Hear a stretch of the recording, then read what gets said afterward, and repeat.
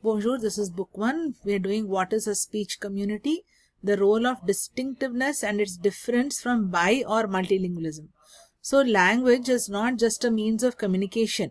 It is a fundamental part of social identity and group belonging.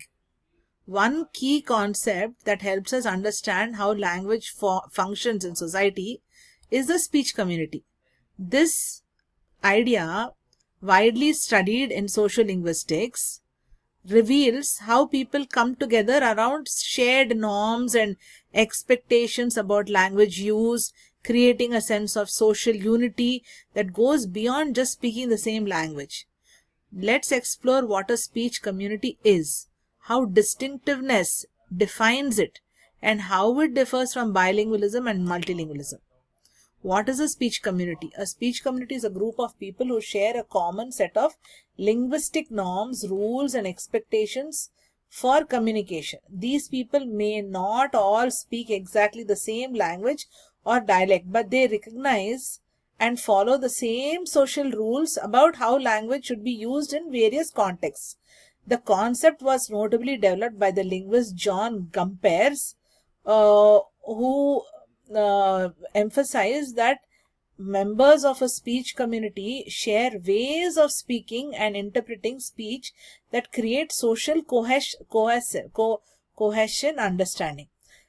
Importantly, a speech community is not defined by language alone. Instead, it is defined by shared social norms governing language use, including how to speak, when to switch styles or languages, how to interpret meaning, and what counts as appropriate or polite communication. For example, consider a group of teenagers in New York City who use slang expressions like lit, meaning exciting or excellent, ghosting, cutting off contact without explanation, or flex, to show off. These teens form a small speech community. They understand when and how to use these words and what they mean, and the social rules that decide when such slang is appropriate, perhaps with friends, but not in formal settings. They might also switch to more formal English when talking with teachers or parents, showing their shared understanding of social context and appropriate language use. Speech communities vary widely in size and vary. They are different in size and scope. They can be small groups of friends or co-workers, or large communities spanning entire cities, ethnic groups, or even nations. What ties a speech community together is not uniform language use, but shared expectations about how language functions socially. A role of distinctiveness in speech communities. So distinctiveness is essential in defining and maintaining a speech community. This distinctiveness might take the form of a unique accent, vocabulary, grammar, or conversational style. It serves as a marker for group identity, helping members recognize each other and distinguishing them from outsiders.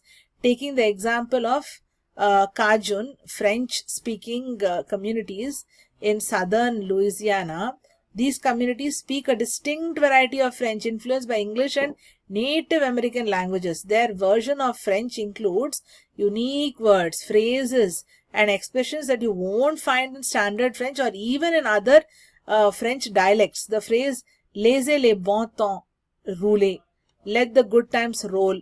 It is more than just a linguistic expression. It encapsulates a shared cultural attitude and identity. This linguistic uniqueness fosters pride and strengthens the community's sense of belonging. On a different style, think about online gaming communities. Gamers often use specialized jargon such as noob, a new or inexperienced player. GG, that is good game, or buff nerf, terms referring to game feature adjustments. These words and phrases function as badges of membership. When a new player correctly uses this vocabulary, they are recognized as a part of the community. If they misuse these terms, they might be seen as outsiders. This distinctiveness, whether in accent, vocabulary, or style, works like a social gatekeeper. helping communities reproduce their cultural and social norms. Thus, distinctiveness does more than set groups apart. It also reinforces the idea that language is deeply tied to identity and belonging. Like how like how the Hyderabadis say how is yes. So all of them, they say how, so we are all distinct and together we belong. So how is speech community different from bi or multilingualism? When a speech community focuses on shared norms of language use within a group, bilingualism and multilingualism. So question is, how is a speech community different? And what is this bi and multilingualism? How is it different from that?